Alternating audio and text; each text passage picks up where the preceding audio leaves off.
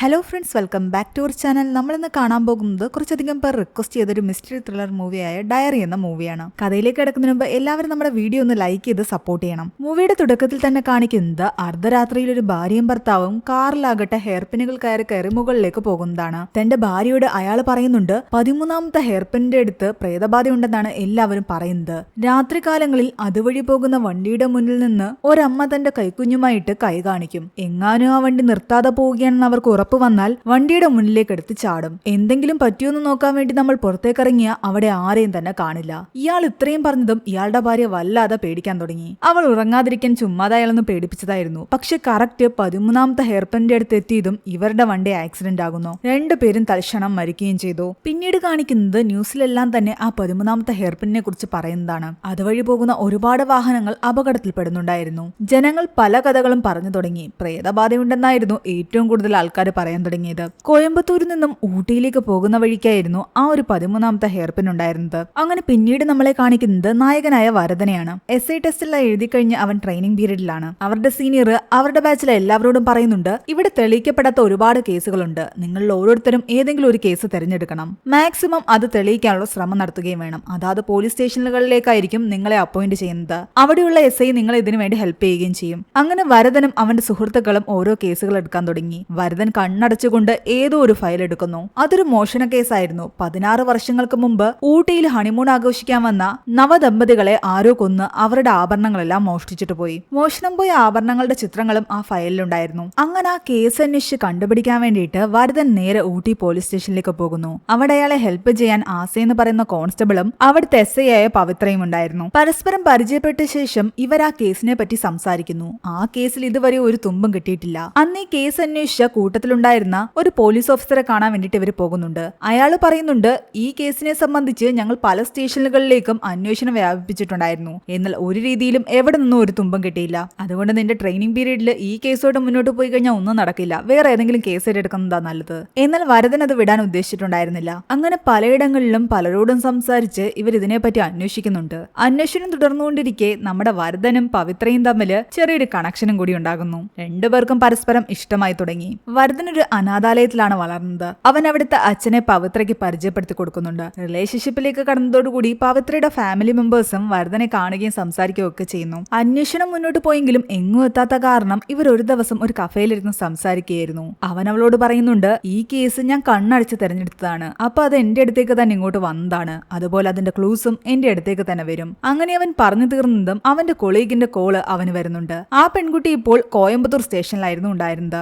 ആ സ്റ്റേഷനിലെ കേസുകൾ പരിശോധിക്കുമ്പോഴും ആ പെൺകുട്ടി ഇവന്റെ കേസ് പോലൊരു കേസ് കണ്ടു. നവദമ്പതികളെ കൊന്ന് അവരുടെ സ്വർണ്ണാഭരണങ്ങൾ മോഷ്ടിച്ചു കൊണ്ടുപോയ ആൾക്കാർ. ആ മോഷ്ടാക്കൾ ആരൊക്കെയാണെന്ന് അന്ന് പോലീസുകാർ കണ്ടുപിടിച്ചിട്ടുണ്ടായിരുന്നു. എന്നാൽ അവരെ പിടികൂടാൻ സാധിച്ചില്ല. മോഷ്ടാക്കളുടെ പേരും വിവരവും എല്ലാം തന്നെ വരദന് കൈമാറി. ബാക്കിയുള്ള ഡീറ്റെയിൽസ് കാണാൻ വേണ്ടിയിട്ട് എത്രയും പെട്ടെന്ന് നീ കോയമ്പത്തൂർ എത്തുന്നതാ നല്ലതെന്ന് അവന്റെ കൊളീഗ് പറയുന്നു. അങ്ങനെ പവിത്രയോട് പറഞ്ഞിട്ട് അവൻ അപ്പൊ തന്നെ കോയമ്പത്തൂർക്ക് പുറപ്പെടാൻ ഒരുങ്ങിയായിരുന്നു. എന്നാൽ പുറത്തേക്കിറങ്ങിയ അവൻ നോക്കുമ്പോഴാകട്ടെ അവന്റെ കാർ അവിടെയില്ല. അതാരോ മോഷ്ടിച്ചുകൊണ്ട് പോയിരിക്കുന്നു. CCTV നോക്കുമ്പോൾ സ്ഥിരമായിട്ട് കാർ മോഷണം നടത്തുന്ന സത്യ എന്ന് പറയുന്ന ഒരു പയ്യനായിരുന്നു അത്. അതേ ടൈമിൽ തന്നെ ഇവൻ അന്വേഷിച്ചുകൊണ്ടിരുന്ന ആ മോഷ്ടാക്കളാകട്ടെ ഒരു വണ്ടിയിലിരുന്ന് സഞ്ചരിക്കുന്നതും കാണിക്കുന്നു. കാർ നഷ്ടപ്പെട്ടതിൽ വരദൻ ആകെ ടെൻഷനിലായിരുന്നു. കാരണം ഈ കേസിനെ പറ്റിയുള്ള ഡീറ്റെയിൽസും അവന്റെ സർവീസ് റിവോൾവറും ആ കാറിലായിരുന്നു ഉണ്ടായിരുന്നത്. അതുകൊണ്ട് എത്രയും പെട്ടെന്ന് ആ സത്യയെ കണ്ടുപിടിച്ച് ആ കാർ തിരിച്ചെടുത്തെങ്കിലേ പറ്റൂ. അതേ ടൈമിൽ ആ മോഷ്ടാക്കളാകട്ടെ ഒരു റിസോർട്ടിൽ കയറുന്നു. അവിടെ ഉണ്ടായിരുന്ന ദമ്പതിമാരുടെ തലക്കടിച്ച് അവരെ കൊലപ്പെടുത്തിയ ശേഷം അവരുടെ സ്വർണ്ണാഭരണങ്ങളെല്ലാം തന്നെ കവർന്നെടുക്കുന്നു. പിന്നീട് അവർ നേരെ പോകുന്നത് ബസ് സ്റ്റാൻഡിലേക്കായിരുന്നു. രാത്രി 12 മണിക്ക് ഊട്ടിയിൽ നിന്ന് കോയമ്പത്തൂർക്ക് പോകുന്ന ലാസ്റ്റ് ബസ്സിൽ അവർ 3 പേരും കയറി. എന്നാൽ മൂന്നാമത്തെ ആൾ കയറാൻ തുടങ്ങിയതും അയാളുടെ കൂടെ എന്തോ ഒരു കറുത്ത രൂപം കൂടി ഉള്ളിലേക്ക് കയറുന്നതായിട്ട് അയാൾക്ക് ഫീൽ ചെയ്യുന്നു. എന്റെ കൂടെ ആരോ കയറിയെന്ന് എനിക്ക് തോന്നി എന്നൊക്കെ പറഞ്ഞ അയാൾ ബഹളം ഉണ്ടാക്കുന്നുണ്ട്. എന്നാൽ കൂടെ ഉണ്ടായിരുന്ന മറ്റുള്ളവർ അയാളോട് മിണ്ടാതിരിക്കാൻ പറയുന്നു. ആ ബസ്സിലിരുന്ന ഒരു പാർട്ടിയാകട്ടെ ഇവരെ കണ്ടിട്ടൊന്ന് പേടിയോടുകൂടി നോക്കുന്നുണ്ട്. അവരുടെ മുഖം കണ്ടാൽ തന്നെ പേടിയാകുമായിരുന്നു. ആ പാർട്ടിയുടെ ഫ്രണ്ടിലായിട്ട് മീനാക്ഷി എന്ന് പറയുന്ന ഒരു സ്ത്രീ ഉരുപ്പുണ്ട്. തിരുപ്പൂര് തുണിക്കമ്പനിയിലാണ് ഈ ഒരു സ്ത്രീ ജോലി ചെയ്യുന്നത്. അവർക്ക് 8 വയസ്സുള്ള ഒരു മകൻ മാത്രമേ ഉള്ളൂ. പാർട്ടി കണ്ടക്ടറോടും ഡ്രൈവറോടും പെട്ടെന്ന് ബസ് എടുക്കാൻ പറയുന്നു. അതുപോലെ തന്നെ ഈ ബസ്സിൽ കയറാൻ നിൽക്കുന്ന മറ്റൊരാളെ നമ്മളെ കാണിക്കുന്നുണ്ട്. അയാളുടെ കാമുകിയുടെ വിവാഹം പിറ്റേന്നായിരുന്നു. ആ വിവാഹം തടുക്കാൻ വേണ്ടിയിട്ട് ഇയാൾ ആ ബസ്സിൽ കയറി ആ കാമുകിയുടെ അടുത്തേക്ക് പോകാൻ നിൽക്കുകയാണ്. അങ്ങനെ സ്റ്റാൻഡിൽ നിന്നും ബസ് എടുത്തു. അതേസമയം മറ്റൊരിടത്ത് ഒരു വലിയ വീട്ടിൽ നിന്നും ഒരു പെൺകുട്ടി തന്റെ ലഗേജുമായിട്ട് പുറത്തിറങ്ങുന്നു. അവളുടെ കാമുകൻ അവളെയും കൂട്ടി ഒളിച്ചോടുകയാണ്. ഈ ബസ് പോകുന്നതിന്റെ ഇടയ്ക്ക് വഴിയിൽ നിന്നും ലിസി എന്ന് പറയുന്ന ഒരു പെൺകുട്ടിയെ അവളുടെ അച്ഛൻ ഹോസ്റ്റലിലേക്ക് പറഞ്ഞു വിടാൻ വേണ്ടിയിട്ട് കയറ്റി വിടുന്നുണ്ട്. ഇപ്പോൾ ബസ്സില് ലിസിയും ആ പാർട്ടി പാട്ടിയും മീനാക്ഷി എന്ന് പറഞ്ഞ സ്ത്രീയും ആ 3 കൊള്ളക്കാരും ഉണ്ട്.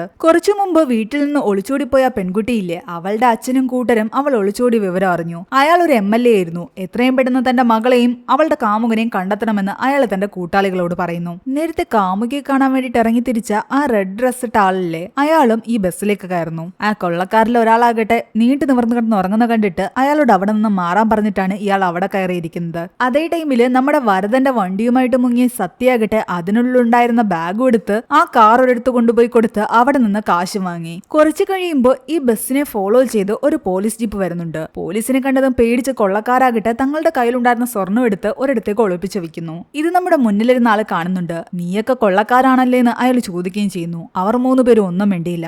ആ പോലീസ് ജീപ്പ് ബസ്സിന്റെ മുന്നിലേക്ക് കുറുകെ കൊണ്ടുവന്ന് നിർത്തുന്നു. എന്നാൽ നമ്മൾ വിചാരിക്കുന്ന പോലെ പോലീസുകാര് ബസ് സെർച്ച് ചെയ്യാൻ വന്നതൊന്നുമല്ല.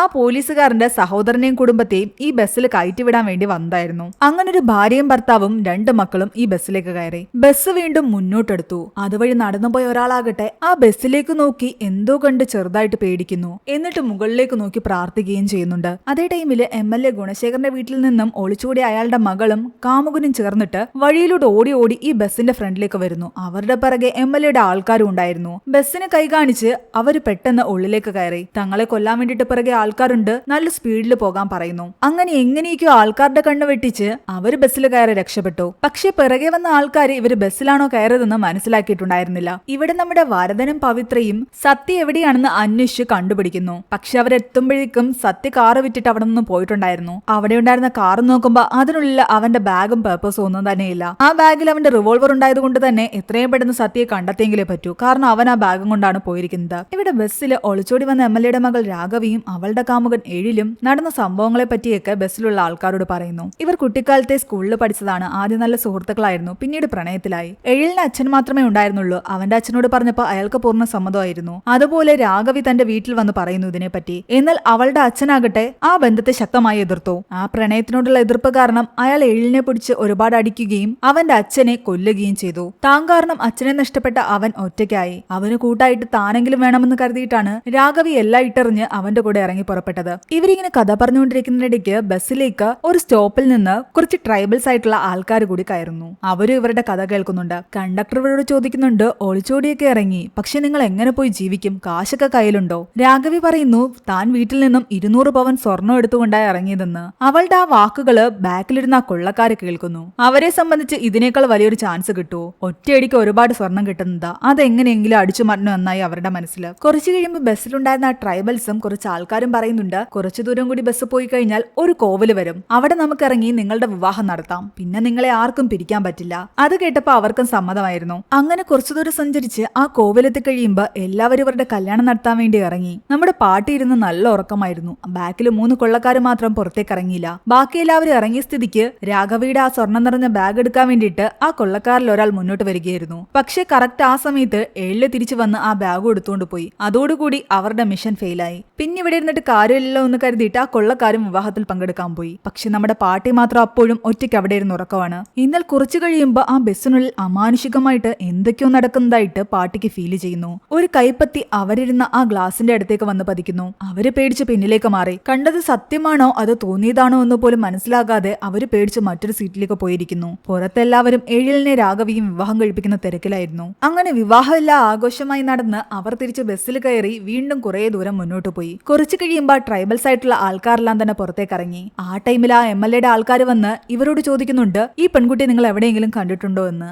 അത് രാഘവിയുടെ ഫോട്ടോ ആയിരുന്നു. അവളെ തിരക്കി വരുന്ന അവളുടെ അച്ഛന്റെ ആൾക്കാരെന്ന് മനസ്സിലാക്കിയ ആ ട്രൈബൽ കൂട്ടത്തിലൊരു സ്ത്രീ പറയുന്നുണ്ട്, ഞങ്ങൾ ഇവരെ കണ്ടിട്ടില്ല എന്ന്. പക്ഷേ കൂട്ടത്തിലൊരു കൊച്ചുകുട്ടി പറയുന്നു, നമ്മളിപ്പോ ഈ ചേച്ചിക്കല്ലേ കല്യാണം നടത്തി വിട്ടതെന്ന്. അറിയാതെ അവളുടെ വായിൽ നിന്ന് അത് വീഴുന്നത് കേട്ടിട്ട് ആ സ്ത്രീ ഒന്ന് പേടിക്കുന്നു. ഇവളൊരു പൊട്ടിപ്പെണ്ണ, ഇവൾക്കൊന്നും അറിയില്ല എന്ന് പറഞ്ഞിട്ട് അവർ മുന്നോട്ട് നടന്നുപോയി. എന്നാൽ MLAയുടെ ആൾക്കാർക്ക് മനസ്സിലായി ഇവർക്ക് എന്തോ രഹസ്യങ്ങൾ അറിയാമെന്ന്. ഇവർ മറച്ചു വെക്കുകയാണെന്ന്. ആ ദേഷ്യത്തില് അവരുടെ ദേഹത്തേക്ക് ഇവർ വണ്ടി കയറ്റിയിടിക്കുകയാണ്. ബസ് വീണ്ടും മുന്നോട്ട് പോയി. കുറച്ചു കഴിഞ്ഞപ്പോൾ ഒരു സ്റ്റോപ്പിൽ നിന്ന് ഒരു പയ്യൻ കയറുന്നുണ്ട്. അവൻ നോക്കുമ്പോഴാകട്ടെ നമ്മുടെ ലിസി മാത്രം ഫ്രണ്ടിലിരിക്കുന്നു. ഒറ്റയ്ക്കിരിക്കുന്ന അവളെ കണ്ടതും അവളുടെ തൊട്ട് ബാക്കിലായിട്ട് അവൻ പോയിരിക്കുന്നു. ഇവിടെ നമ്മുടെ പാട്ടി ഇങ്ങനെ ഷോക്കായിട്ടിരിക്കുന്ന കണ്ടിട്ട് ഇയാള് വന്ന് പാട്ടിയോട് ചോദിക്കുന്നുണ്ട് എന്ത് പറ്റിയെന്ന്. പാട്ടി പറയുന്നു ഈ ബസ്സിൽ എന്തോ പ്രേതബാധയുണ്ടെന്ന്. ചുമ്മാ ഓരോന്ന് വിളിച്ചു പറയാതെ അയാൾ പറയുമ്പോ ഇല്ല ഞാൻ കണ്ടതാണെന്നൊക്കെ അവർ പറയുന്നു. പാട്ടി പറയുന്നതും അവരുടെ മുഖമെല്ലാം കൂടെ കണ്ടതോടുകൂടി ഇയാൾക്ക് നല്ല പേടിയാകാൻ തുടങ്ങി. ബസ്സിലിരിക്കുന്ന ഓരോരുത്തരെയും അയാൾ സൂക്ഷിച്ചു നോക്കുന്നു. എല്ലാവരും നോർമലായിട്ടിരിക്കുക. ലിസി മാത്രം കമിഴ്ന്നു കിടക്കുന്നു. ഓർക്കുന്നു. ഇനി അവളെങ്ങാനുമാണോ ഈ പ്രേതമെന്ന് വിചാരിച്ചിട്ട് അയാൾ അവളുടെ അടുത്തേക്ക് ചെല്ലുമ്പോ അവളൊന്ന് തലപൊക്കി നോക്കുന്നു. അവളുടെ മുഖം വികൃതമായിട്ടാണ് അയാൾ കാണുന്നത്. പേടിച്ചു പോയ അയാളാകട്ടെ തിരിച്ചു ഓടിയിങ്ങ് പോരുന്നു. എന്നാൽ എന്തു പറ്റിയെന്ന് എല്ലാവരും ചോദിക്കുന്നു. കൂട്ടത്തിൽ ലിസിയും ചോദിക്കുന്നുണ്ട് നിങ്ങൾക്ക് എന്താ പറ്റിയെന്ന്. ഒന്നുമില്ല എന്ന് പറഞ്ഞിട്ട് അയാൾ അവിടെ പേടിച്ചിരിക്കുകയാണ്. പിന്നെ ഈ പാട്ടിക്കും ഇയാൾക്കും ആ ബസ്സിൽ ഇരിക്കാനേ തോന്നിയില്ല. പേടി കാരണം അവരാകട്ടെ അടുത്ത സ്റ്റോപ്പിൽ ഇറങ്ങുന്നു. ബാക്കി എല്ലാവരും നല്ല ഉറക്കമാണ്. കൂട്ടത്തിലുണ്ടായിരുന്ന ഒരു കുട്ടിയുടെ കയ്യിൽ നിന്നും ഒരു പാവ താഴേക്ക് വീഴുന്നു. ആ പാവയാകട്ടെ എന്തോ ശക്തി കൊണ്ട് തനിയെ എഴുന്നേറ്റ് നിൽക്കുകയും സഞ്ചരിക്കുകയും ചെയ്യുന്നുണ്ട്. കുറച്ചു കഴിയുമ്പോൾ തന്റെ പാവയെ കാണാതെ ആ കുട്ടി നോക്കുമ്പോ പാവ ഇങ്ങനെ തനിയെ നിരങ്ങി പോകുന്നതാണ് കാണുന്നത്. അവള് പതിയെ പോയി ആ പാവ എടുക്കാൻ ശ്രമിക്കുകയാണ്. കറക്റ്റ് ആ സമയത്താണ് ആ സ്റ്റോപ്പിൽ നിന്നും ടിക്കറ്റ് ചെക്ക് ചെയ്യുന്ന ആള് കയറുന്നത്. അയാൾ ആ പാവയെടുത്ത് ആ കുട്ടിയുടെ കയ്യിലേക്ക് കൊടുക്കുന്നതും കുട്ടിയുടെ മുഖം വികൃതമായിട്ട് അയാൾ കാണുന്നു. പേടിച്ചു പോയ അയാളാകട്ടെ വീണ്ടും ആ ബസ്സിൽ നിന്ന് തിരിച്ചിറങ്ങി ഓടി. ഇങ്ങേരും പ്രേതത്തെ കണ്ടായിരിക്കും പേടിച്ചതെന്ന് നമ്മുടെ പാട്ടിയും കൂടി ഉണ്ടായിരുന്ന ആളും ഉറപ്പിച്ചു. നമുക്ക് പോയി പോലീസിലെങ്ങാനും കംപ്ലൈന്റ് ചെയ്യാം, അവര് വന്ന് ബസ് ചെക്ക് ചെയ്യുമെന്ന് പാട്ടി പറയുന്നു. അങ്ങനെ അവർ കുറച്ചു ദൂരം മുന്നോട്ട് പോകുമ്പോ കാണുന്നതാകട്ടെ നമ്മുടെ പവിത്രയും വരദനെയും. ആ ബസ്സിൽ പ്രേതമുണ്ട്, അവിടെ എന്തൊക്കെയോ അമാനുഷികമായിട്ട് നടക്കുന്നുണ്ട്, എന്തൊക്കെയോ പ്രശ്നമുണ്ടെന്നൊക്കെ പാട്ടി വരദനോട് പറയുന്നു. ഇവരുടെ ടെൻഷനെല്ലാം കണ്ടപ്പോ ബസ് ചെക്ക് ചെയ്യാൻ വരദനും തീരുമാനിക്കുന്നു. പവിത്രയോട്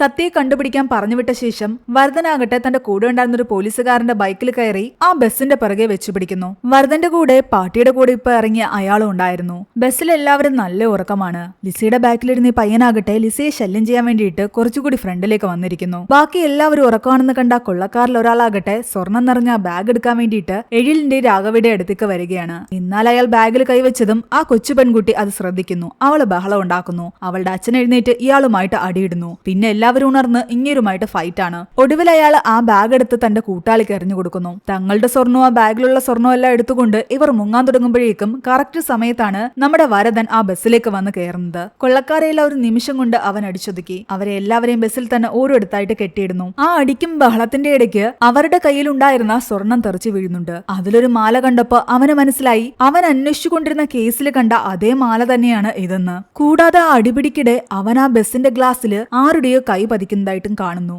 ചുറ്റും എന്തൊക്കെയോ അമാനുഷികമായിട്ട് നടക്കുന്നുണ്ട്. ആ പാട്ടി പറഞ്ഞ പോലെ എന്തോ പ്രേതബാധയുണ്ട്. ആ ബസ്സിന് ചുറ്റും പല രൂപങ്ങൾ വന്ന് പൊതിഞ്ഞു കൂടുന്നതായിട്ടും കാണിക്കുന്നു. ആ ടൈമിൽ ഈ ബസ് കടന്നുപോയിക്കൊണ്ടിരിക്കുന്നത് 19ാമത്തെ ഹെയർപിന്നിലൂടെയായിരുന്നു. 13 എത്താൻ ഇനിയും കുറെ ദൂരം ബാക്കിയുണ്ട്. വരദൻ ഈ കൊള്ളക്കാരുടെ പേരുകൾ ചോദിക്കുമ്പോൾ അവര് പേര് പറയുന്ന കേട്ടൊന്ന് ഞെട്ടി. കാരണം കുറച്ചു മുമ്പ് അവന്റെ കൊളീഗ് വിളിച്ചു പറഞ്ഞ ആ പേരുകൾ തന്നെയായിരുന്നു അത്. അതായത് അവിടെ ഒരു സ്റ്റേഷനിലും ഇതുപോലെ ഒരു മോഷണ കേസ് റിപ്പോർട്ട് ചെയ്തിട്ടുണ്ടെന്ന് പറഞ്ഞില്ലേ, ആ കൊള്ളക്കാർ തന്നെയായിരിക്കാം ഇപ്പോൾ വരദൻ അന്വേഷിച്ചുകൊണ്ടിരിക്കുന്ന കേസിലെയും കൊള്ളക്കാരെന്നും അവൾ പറഞ്ഞിട്ടുണ്ടായിരുന്നു. അപ്പോൾ താൻ അന്വേഷിച്ചുകൊണ്ടിരിക്കുന്നത് ഇവരെയാണെന്ന് അവൻ മനസ്സിലായി. ഈ സ്വർണ്ണമൊക്കെ എവിടെ നിന്നാണെന്നും നിങ്ങളിപ്പോൾ എവിടെന്നാ വരുന്നതെന്നും ഒക്കെ അവൻ ക്വസ്റ്റ്യൻ ചെയ്യുന്നു. ഒടുവിൽ കുറെ ഇടി കിട്ടി കഴിയുമ്പോൾ അവർ സത്യം പറയുന്നു. അവർ ഊട്ടിയിലുള്ള ഒരു റിസോർട്ടിൽ ഒരു കൊലപാതകം നടത്തിയിട്ട് അവിടെ നിന്നാണ് സ്വർണ്ണം അടിച്ചു മാറ്റിക്കൊണ്ട് വന്നിരിക്കുന്നത്. പെട്ടെന്ന് തന്നെ ഊട്ടി പോലീസ് സ്റ്റേഷനിലേക്ക് വരദൻ വിളിച്ചിട്ട് പറയുന്നുണ്ട് ഏതോ റിസോർട്ടിൽ കൊലപാതകം നടന്നിട്ടുണ്ടെന്ന്. ഏത് റിസോർട്ടാണെന്ന് ഇവർക്കും കറക്റ്റ് അറിയില്ല. അവർ ഒരുവിധപ്പെട്ട എല്ലാ റിസോർട്ടുകളിലും കയറി പരിശോധിക്കുന്നു. അങ്ങനെ ബസ്സിന്റെ ഫ്രണ്ട് സീറ്റിലേക്ക് പോയി വരദൻ ഇരിക്കുകയായിരുന്നു. ആ സമയത്ത് കാലിന്റെ അടിയിൽ എന്തോ ഉള്ളതായിട്ട് അവന് തോന്നുന്നു.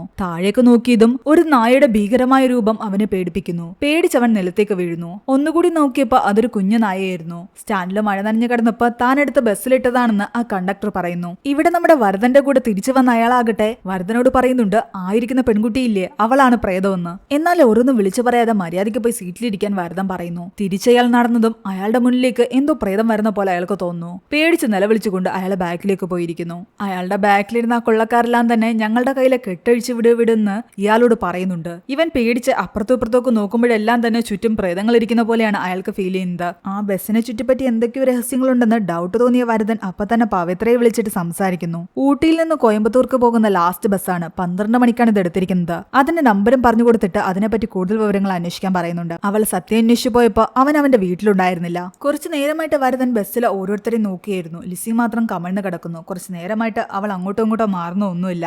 അയാള് പറഞ്ഞ പോലെ ഇവൾക്ക് ഇനി എന്തെങ്കിലും പ്രശ്നമുണ്ടോന്ന് അറിയാൻ വേണ്ടിയിട്ട് വരദനാകട്ടെ അവളുടെ അടുത്തേക്ക് ചെന്ന് അവളെ വിളിക്കുന്നു. അവള് പേടിച്ച് ഞെട്ടിത്തരിച്ച് വരദനെ നോക്കുകയാണ്. നീ എന്തിനാ എത്ര പേടിക്കുന്നതെന്ന് ചോദിക്കുമ്പോൾ അവൾ പറയുന്നുണ്ട് താൻ ഒരു ദുസ്വപ്നം കണ്ടുവെന്ന്. നിങ്ങൾ നിങ്ങളുടെ കയ്യിലുള്ള തോക്കെടുത്ത് ഇവിടെ ഉണ്ടായിരുന്ന ആരെയോ ഷൂട്ട് ചെയ്തു.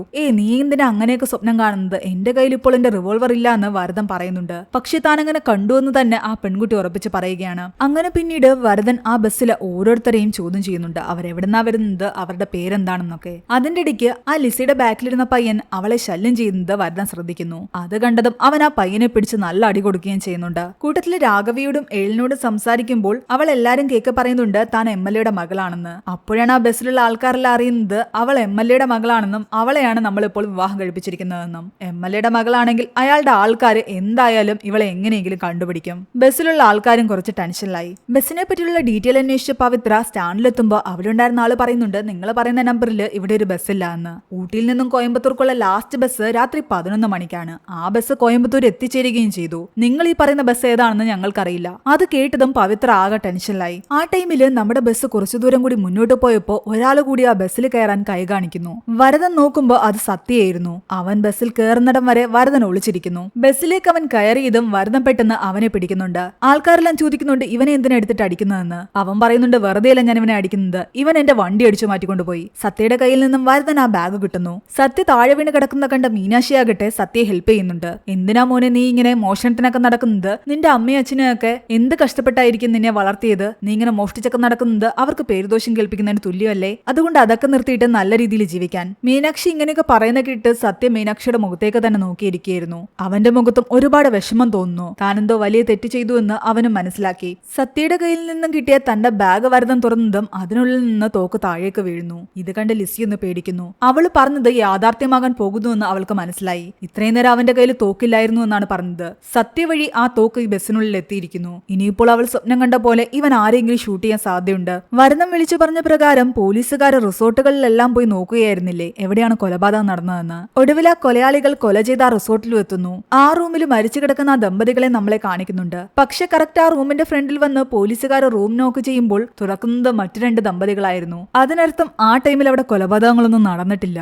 ഇവിടെ എന്തൊക്കെയോ ഒരു മിസ്റ്ററി നടക്കുന്നുണ്ട്. ഇപ്പോൾ പവിത്ര വരദനെ വിളിച്ചു പറയുന്നുണ്ട്, നീ പറഞ്ഞ പ്രകാരം അന്വേഷിച്ചപ്പോൾ അങ്ങനെ ഒരു ബസ്സില്ല എന്നും അവസാനത്തെ ബസ് 11 മണിക്കാണെന്നും. അതുകൊണ്ട് എത്രയും പെട്ടെന്ന് യാത്രക്കാരെയും കൂട്ടി ആ ബസ്സിൽ നിന്ന് ഇറങ്ങുന്നതാ നല്ലത്. സംശയം കൂടി വന്ന വരദനാകട്ടെ ഡ്രൈവറുടെയും കണ്ടക്ടറുടെയും IDs എല്ലാം തന്നെ ചെക്ക് ചെയ്യുന്നു. അതിനിടയ്ക്ക് MLAയുടെ ആൾക്കാര് ഈ ബസ് കണ്ടുപിടിച്ച് ഇതിനെ ഫോളോ ചെയ്തു വരുന്നുണ്ട്. അവരെങ്ങനെയൊക്കെയോ ബസ്സിനുള്ളിൽ കയറിക്കൂടി. പിന്നീട് ആകെ ഫൈറ്റ് ആണ് നടക്കുന്നത്. ബസ്സിലുള്ള ആൾക്കാരെല്ലാം ചേർന്നിട്ട് MLAയുടെ മകളുടെ കല്യാണം നടത്തിയെന്നറിഞ്ഞതോടുകൂടി MLA പറയുന്നുണ്ട് ബസ്സിലുള്ള ആൾക്കാരെ ഉൾപ്പെടെ എല്ലാവരെയും കൊന്നു കളഞ്ഞേക്കാൻ. എഴിലിനെ അവർ കൊല്ലാൻ ശ്രമിച്ചതും പെട്ടെന്ന് രാഘവി അവനെ രക്ഷിക്കുന്നുണ്ട്. പക്ഷെ പകരമായിട്ട് അവളുടെ കഴുത്തിലാണ് വാള് കൊള്ളുന്നത്. തൽക്ഷണം അവള് മരിക്കുന്നു. അത് കണ്ടതോടെ വരദനാകട്ടെ അവരെല്ലാം ഷൂട്ട് ചെയ്യാൻ ആരംഭിച്ചു. പക്ഷെ കൂടുതൽ ആൾക്കാരുണ്ടായിരുന്നത് കാരണം വരദനെ അവരെല്ലാം ചേർന്ന് അടിക്കുകയാണ്. പിന്നെ അങ്ങോട്ടും ഇങ്ങോട്ടും അടിയും പിടിയും നടക്കുന്നതിനിടയിൽ ബസ് ഓടിക്കൊണ്ടിരിക്കുകയായിരുന്നു. അതിലൊരാളുടെ വാള് കൊണ്ടിട്ട് നമ്മുടെ ഡ്രൈവറുടെ കഴുത്തിനും വെട്ടേൽക്കുന്നു.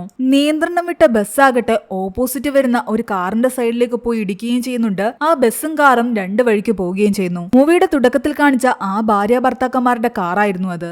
ആക്സിഡന്റ് ആയത് ഇങ്ങനെയാണ്. കാറിന്റെ സൈഡിലിടിച്ച ബസ്സാകട്ടെ നിയന്ത്രണം വിട്ട് നേരെ പോയി നിൽക്കുന്നത് ഒരു കൊക്കയുടെ സൈഡിലേക്കാണ്. അതായത് ഏത് നിമിഷവും ആ ബസ് താഴേക്ക് വീണ് ഇവരെല്ലാം മരിക്കാൻ ചാൻസ് ഉണ്ട്. ഈ ഗുണ്ടകളായിട്ടുള്ള ആൾക്കാരെല്ലാം തന്നെ ബസിന്റെ ഗ്ലാസ്സിലേക്ക് വന്ന് വീണിരിക്കുകയാണ്. വെയിറ്റ് കാരണം ഗ്ലാസ് പൊട്ടി കുറച്ചധികം പേർ താഴേക്ക് പോയി. മീനാക്ഷിയാകട്ടെ സത്യയെ എങ്ങനെയൊക്കെയോ മുകളിലേക്ക് കയറ്റിവിടുന്നു. നീ എങ്ങനെയെങ്കിലും പോയി രക്ഷപ്പെടാൻ പറയുന്നു. ലിസിയും സത്യയും ആ റെഡ് ഡ്രസ് ഇട്ട ആളും പുറത്തേക്ക് ഇറങ്ങി. കയ്യിലുണ്ടായിരുന്ന കയറ് അവിടെ ഒരിടത്ത് ചുറ്റിയ ശേഷം അത് വരദന്റെ കയ്യിലേക്ക് കൊടുക്കുന്നു. വരദൻ ഓരോരുത്തരെയായിട്ട് രക്ഷിക്കാൻ ശ്രമിക്കുകയാണ്. ആ കൊച്ചു പെൺകുട്ടിയെ ആദ്യം അവർ മുകളിലേക്ക് പറഞ്ഞു വിടുന്നു. ബാക്കിയുള്ള ആരും അനങ്ങാൻ പാടില്ല എന്ന് കൂടി പറയുന്നുണ്ട്. എന്നാൽ ആ കൊച്ചു പെൺകുട്ടി മുകളിലേക്ക് പതിയെ പതിയെ വന്ന് വരദന്റെ കയ്യിൽ പിടിക്കുന്നതിന് മുമ്പ് ആ കൊള്ളക്കാര് അവിടെ ഇരുന്ന് അനങ്ങാൻ തുടങ്ങി. അതോടെ ബസിന്റെ നിയന്ത്രണം പൂർണ്ണമായിട്ട് നഷ്ടപ്പെട്ട് അത് കൊക്കയിലേക്ക് വീഴുകയാണ്. വരദന് ആരെയും തന്നെ രക്ഷിക്കാൻ സാധിച്ചില്ല. ആ ബസ്സിൽ നിന്നും ഇപ്പൊ രക്ഷപ്പെട്ടു നിൽക്കുന്നത് ഇവർ 4 പേർ മാത്രമാണ്. ബാക്കി എല്ലാവരും കൊക്കയിലേക്ക് വീണ് മരിച്ചിരിക്കുന്നു. ഈ ആക്സിഡന്റ് നടന്നിരിക്കുന്നത് 13ാമത്തെ ഹെയർപിന്നിലാണ്. പിന്നീട് കാണിക്കുന്നത് റെസ്ക്യൂ ഓപ്പറേഷന്റെ ഭാഗമായിട്ട് അവിടേക്ക് ഒരുപാട് ടീംസ് എത്തുന്നതാണ്. അവർ ആ ബസ് പുറത്തെടുക്കാൻ നേരത്ത് ശരിക്കും ഞെട്ടിപ്പോകുന്നു. കാരണം വർഷങ്ങളായിട്ട് വെള്ളത്തിൽ കിടന്ന് തുരുമ്പ് പിടിച്ചൊരു ബസ്സിന്റെ അവസ്ഥയായിരുന്നു അതിനുണ്ടായിരുന്നത്. മണിക്കൂറുകൾക്ക് മുമ്പ് വീണൊരു ബസ്സാണെന്നത് കണ്ടാൽ പറയുകയില്ല. അക്രമം നടക്കുന്ന സമയത്ത് അവർ അങ്ങോട്ടും ഇങ്ങോട്ടും വെട്ടാനും മറ്റും ഉപയോഗിച്ചിരുന്ന അതേ ആയുധങ്ങൾ ആ ബസ്സിലുണ്ടായിരുന്നു. പിന്നീട് മൃതദേഹങ്ങൾക്ക് പകരം അസ്ഥികൂടങ്ങളായിരുന്നു ആ ബസ്സിലുണ്ടായിരുന്നത്. പക്ഷെ ഒരു വ്യക്തിയുടെ മാത്രം മൃതദേഹം ഉണ്ടായിരുന്നു. അത് ലിസിയെ ശല്യം ചെയ്ത ആ പയ്യന്റേതായിരുന്നു. അതായത് ആ പയ്യനൊഴിച്ച് ആ ബസ്സിലുണ്ടായിരുന്ന ബാക്കി എല്ലാവരും തന്നെ വർഷങ്ങൾക്ക് മുമ്പ് മരിച്ചുപോയവരായിരുന്നു. അതുകൊണ്ടായിരുന്നു അവരുടെ എല്ലാം തന്നെ അസ്ഥികൂടങ്ങൾ അതിൽ കണ്ടത്. ഇതെങ്ങനെ സംഭവിച്ചു എന്ന് അവർക്ക് ആർക്കും വിശ്വസിക്കാനേ പറ്റുന്നില്ല. ഇതെല്ലാം കണ്ടുകൊണ്ട് നിന്ന സത്യയാകട്ടെ കരയാൻ തുടങ്ങി. ആ ബസ്സിൽ തന്റെ അമ്മയുണ്ടായിരുന്നു എന്ന് പറഞ്ഞിട്ട്. മീനാക്ഷി അവന്റെ അമ്മയായിരുന്നു. വർഷങ്ങൾക്ക് മുമ്പ് തിരുപ്പൂരേക്ക് ജോലിക്ക് പോയതാ. പിന്നെ തന്റെ അമ്മയെ കണ്ടിട്ടില്ല. മീനാക്ഷി പറഞ്ഞുകൊണ്ടിരുന്ന അവരുടെ മകൻ തന്നെയായിരുന്നു ഈ സത്യ. അവൻ ബസ്സിലേക്ക് കയറി വന്ന സമയത്ത് മീനാക്ഷിയെ കണ്ട് വല്ലാതെ അവൻ നോക്കിയിരിക്കാൻ കാരണം അത് തന്നെയായിരുന്നു. അവരെ കണ്ടിട്ട് അവന്റെ അമ്മയെ പോലെ തന്നെയാണ് അവന് തോന്നിയത്. അവരുപദേശിച്ചപ്പോൾ അവനത് കേട്ടതും അതുകൊണ്ടാണ്. കാണാതായ അമ്മയെ വർഷങ്ങളായിട്ട് താൻ തേടുകയായിരുന്നു എന്ന് അവൻ പറയുന്നു. പിന്നീട് വരദനും വരദനും പവിത്രയും ചേർന്നിട്ട് ആ ബസ്സിനെ പറ്റിയുള്ള ഡീറ്റെയിൽസ് എടുക്കുന്നു. 2000 ഫെബ്രുവരി മാസത്തിലായിരുന്നു ആ ബസ് ലാസ്റ്റ് ട്രിപ്പിന് പോയത്. അതിനുശേഷം ആ ബസ് ആരും കണ്ടിട്ടില്ല. അവൻ തലേന്ന് കണ്ട ആ ബസ്സിലുണ്ടായിരുന്ന അതേ ഡ്രൈവറും കണ്ടക്ടറും തന്നെയായിരുന്നു വർഷങ്ങൾക്ക് മുമ്പ് ആ ബസ് ഓടിച്ചിരുന്നത്. അവരും ആ ബസ്സിന്റെ കൂടെ കാണാതായതാണ്. പിന്നീട് ആ റിസോർട്ടിൽ പോയി അന്വേഷിക്കുമ്പോഴും അവൻ മനസ്സിലാക്കുന്നുണ്ട് 16 വർഷങ്ങൾക്ക് മുമ്പാണ് അവിടെ വെച്ച് ആ കൊലപാതകങ്ങൾ നടന്നിരിക്കുന്നത്. ആ കൊലപാതകങ്ങളെ പറ്റിയായിരുന്നു വരദൻ അന്വേഷിച്ചുകൊണ്ടിരുന്നത്. 16 വർഷങ്ങൾക്ക് മുമ്പ് ആ കൊലപാതകം നടത്തിയിട്ട് ആ ബസ്സിൽ കയറിയ അതേ കൊലയാളികളെ തന്നെയാണ് അവൻ തലേന്ന് കണ്ടിരിക്കുന്നത്. അതുകൊണ്ടാണ് അവരുടെ ബാഗിൽ നിന്നും അവൻ ആ സ്വർണ്ണം ഐഡന്റിഫൈ ചെയ്തതും. ആ ബസ്സിൽ ഒരു പോലീസുകാരൻ തന്റെ അനുജനെയും ഫാമിലിയെയും കയറ്റിയിട്ടുണ്ടായിരുന്നല്ലോ. 2 കുട്ടികളുണ്ടായിരുന്ന ആ ഫാമിലി. അവരെയും കണ്ട് വരദൻ സംസാരിക്കുന്നു.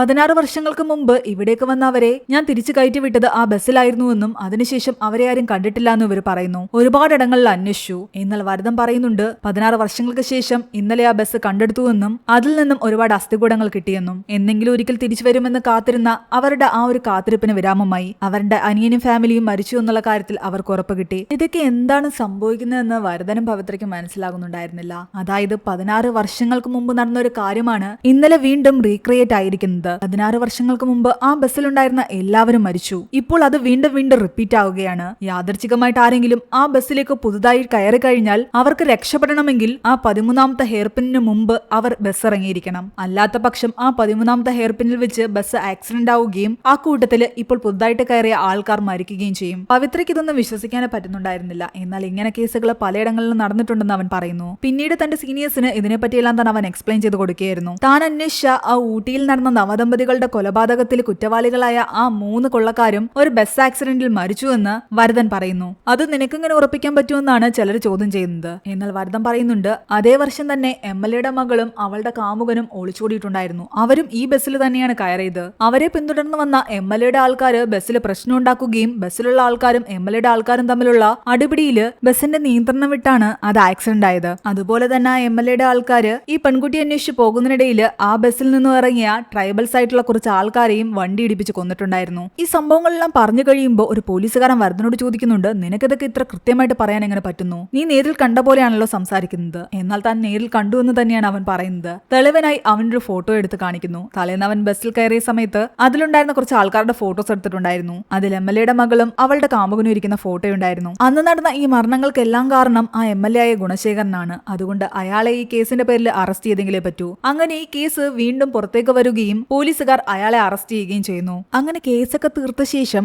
വരദൻ തന്റെ ഫാദറിനെ കാണാൻ ചെല്ലുമ്പോൾ അയാൾ പറയുന്നുണ്ട് 13ാമത്തെ ഹെയർപിന്നില് അമാനുഷികമായിട്ട് പലതും നടക്കുന്നത് എനിക്കറിയാം. പല അപകടങ്ങളും നടന്നിട്ടുണ്ട്. പക്ഷെ നിന്നോട് ഞാൻ പറയാതെ വിട്ടൊരു കാര്യമുണ്ട്. 16 വർഷങ്ങൾക്ക് മുമ്പ് അതുവഴി പോയപ്പോഴാണ് ഒരു കാർ ആക്സിഡന്റ് ആയി അവിടെ കിടക്കുന്നത് ഞാൻ കാണുന്നത്. ആ കാറിലുണ്ടായിരുന്ന സ്ത്രീയും പുരുഷനും മരിച്ചിട്ടുണ്ടായിരുന്നു. പക്ഷെ അതിൽ പാതി ജീവനോടുകൂടി ഒരു കൊച്ചുകുട്ടി ഉണ്ടായിരുന്നു. ആ കുട്ടി തന്നെയാണ് ഇന്നെന്റെ മുന്നിലിരിക്കുന്ന നീ. അതായത് വർഷങ്ങൾക്ക് മുമ്പ് ആ ആക്സിഡന്റ് നടക്കുന്ന സമയത്ത് ബസ്സിലുണ്ടായിരുന്ന ആൾക്കാരും മരിച്ചു, കാറിലുണ്ടായിരുന്ന ഇവന്റെ അച്ഛനും അമ്മയും മരിച്ചു. ഇവൻ മാത്രമാണ് അന്ന് രക്ഷപ്പെട്ടത്. ആക്സിഡന്റ് ആയ കാറിൽ നിന്നും അവന്റെ അച്ഛന്റെ അമ്മയുടെയും ഫോട്ടോ ഉൾപ്പെടെ അയാൾക്ക് കിട്ടിയിട്ടുണ്ടായിരുന്നു. അതെല്ലാം തന്നെ അയാൾ വരദനെ കാണിക്കുന്നു. കഥകളെല്ലാം കേട്ട് കണ്ണു നിറഞ്ഞിരിക്കുകയായിരുന്നു വരദൻ. ഒരുപക്ഷെ ഈ കേസ് നിന്റെ അടുത്തേക്ക് തന്നെ വന്നതിന്റെ പിന്നിലെ കാരണവും ഇത് തന്നെയായിരിക്കാം. കാരണം നിന്റെ അമ്മയെ അച്ഛനും മരിച്ചതും അതേ ദിവസം തന്നെയായിരുന്നു. ഈ സത്യങ്ങളെല്ലാം മനസ്സിലാക്കിയ അവനാകട്ടെ വീണ്ടും ആ ബസ്സിന് വേണ്ടി കാത്തിരുന്നു. ഇത്തവണ അവൻ കയറിയ പോലെ തന്നെ വീണ്ടും ആ ബസ് കോയമ്പത്തൂരിൽ നിന്നും ഊട്ടിയിലേക്ക് പുറപ്പെടുമെന്ന് കരുതി സ്റ്റാൻഡിലും പോയി, അതുപോലെ ആ 13ാമത്തെ ഹെയർപിന്നിലും പോയി. എന്നാൽ പിന്നീട് ഒരിക്കലും അവൻ ആ ബസ് കണ്ടില്ല. പിന്നീട് കാണിക്കുന്നത് 4 വർഷങ്ങൾക്ക് ശേഷമാണ്. അപ്പോഴേക്കും അവന്റെയും പവിത്രയുടെയും വിവാഹം കഴിഞ്ഞിട്ടുണ്ടായിരുന്നു. അന്ന് അവന്റെ അച്ഛന്റെ അമ്മയുടെയും മരണ ദിവസമായിരുന്നു. അവൻ ഫോണിൽ ആരോടോ അന്നത്തെ ഡേറ്റിനെ പറ്റിയൊക്കെ സംസാരിക്കുമ്പോഴാണ് പവിത്ര അന്നത്തെ ഡേറ്റ് ശ്രദ്ധിക്കുന്നത്. അന്ന് ഫെബ്രുവരി 29 അവന്റെ അച്ഛനും അമ്മയും മരിച്ച ദിവസം. അതുപോലെ തന്നെ ആ ബസ് ആക്സിഡന്റ് ആയ ദിവസം. ഇത് രണ്ടും ഫെബ്രുവരി 29. അതിനർത്ഥം 4 വർഷങ്ങൾ കൂടുമ്പോൾ മാത്രമേ ആ ഒരു ദിവസം വരാറുള്ളൂ. ഫെബ്രുവരി 29 2000 ആ ബസ് ആക്സിഡന്റ് ആകുന്നത്. അതൊരു ലീപ്പ് ഇയർ ആയിരുന്നു. അതുപോലെ തന്നെ നീ ആ ബസ് കാണുന്നതും 2016 ഫെബ്രുവരി 29 അതും ഒരു ലീപ്പ് ഇയർ ആണ്. അതിനർത്ഥം ഫെബ്രുവരി 29 മാത്രമേ ആ ബസ് കാണാൻ സാധിക്കൂ. അതുകൊണ്ടാണ് വരദൻ പിറ്റേന്നുള്ള ദിവസങ്ങളിലെല്ലാം ബസ്സിന് വേണ്ടി വെയിറ്റ് ചെയ്തു നിന്നെങ്കിലും അത് കാണാൻ സാധിക്കാതിരുന്നത്. ഇപ്പോൾ 4 വർഷങ്ങൾ കടന്നു പോയിരിക്കുന്നു. ഇന്ന് വീണ്ടും ഫെബ്രുവരി 29 ഒരു ലീപ്പ് ഇയർ ആണ്. ഇന്ന് രാത്രി എന്തായാലും ആ ബസ് നിനക്ക് കാണാൻ സാധിക്കും. കാര്യങ്ങൾ മനസ്സിലാക്കിയ വരദൻ പെട്ടെന്ന് തന്നെ സ്റ്റാൻഡിലേക്ക് പുറപ്പെട്ടു. അവൻ പ്രതീക്ഷിച്ച പോലെ തന്നെ ആ ബസ് അവിടേക്ക് വരുന്നു. അതേ ഡ്രൈവറും അതേ കണ്ടക്ടറും തന്നെ. അതുപോലെ തന്നെ ആ കൊലപാതകം ചെയ്തിട്ട് സ്വർണ്ണം അടിച്ചു മാറ്റിക്കൊണ്ട് ആ കൊലയാളികളും ബസ്സിലേക്ക് കയറാൻ വരുന്നു. വരദൻ ബസ്സിലേക്ക് ചെന്ന് കയറുമ്പോൾ അവന്റെ പുറകെ ഒരാൾ കൂടി വന്ന് കയറുന്നുണ്ട്. അത് സത്യമാണ്. അതായത് 4 വർഷം മുമ്പ് വരദനും ഇവനും ഒരുമിച്ച് ഈ ബസ്സിൽ കയറിയ സമയത്ത് അവൻ അവൻ അവന്റെ അമ്മയെ കണ്ടിട്ടുണ്ടായിരുന്നല്ലോ. ഇത്രയും വർഷവും എല്ലാ ദിവസവും അവൻ വീണ്ടും തന്റെ അമ്മയെ കാണാൻ വേണ്ടിയിട്ട് ആ ബസ് തിരക്കി ഇവിടെ വരുമായിരുന്നു. കാലങ്ങൾക്ക് ശേഷം അവൻ ഇപ്പോഴാണ് വീണ്ടും ആ ബസ് കണ്ടിരിക്കുന്നത്. തന്റെ അമ്മയെ കാണാൻ വേണ്ടിയിട്ട് അവൻ അതിനുള്ളിലേക്ക് കയറി. അവൻ മീനാക്ഷിയുടെ അടുത്ത് പോയിരുന്ന് അമ്മ എന്ന് പറഞ്ഞ് കരയുന്നുണ്ടായിരുന്നു. മീനാക്ഷിക്ക് ഒരു കാര്യവും മനസ്സിലായില്ല. കരയുന്ന കണ്ട് അവന്റെ മുഖമെല്ലാം തന്നെ അവർ തുടച്ചു കൊടുക്കുന്നു. അത് കാണുമ്പോൾ വരദന്റെയും കണ്ണു നിറയുന്നു. കാരണം ഇതുപോലെ ഒരു ദിവസം ഈ ബസ് പോകുമ്പോഴായിരുന്നല്ലോ എതിരെ വന്ന തന്റെ അച്ഛനും അമ്മയും ആക്സിഡന്റിൽ മരിക്കുന്നത്. അങ്ങനെ ഓരോ 4 വർഷം കൂടുമ്പോഴും ഫെബ്രുവരി 29-ാം തീയതി ഈ ബസ് വീണ്ടും വീണ്ടും പുറപ്പെട്ടുകൊണ്ടേയിരിക്കും. അവിടെയാണ് ഈ ഒരു മൂവി അവസാനിക്കുന്നത്. ഈ മൂവിയുടെ സ്റ്റോറി എങ്ങനെ ഉണ്ടായിരുന്നു നിങ്ങൾ താഴെ കമന്റ് ചെയ്യുക. എക്സ്പ്ലനേഷൻ ഇഷ്ടപ്പെട്ടെങ്കിൽ വീഡിയോ ലൈക്ക് ചെയ്യാനും നമ്മുടെ ചാനൽ സബ്സ്ക്രൈബ് ചെയ്യാനും മറക്കണ്ട.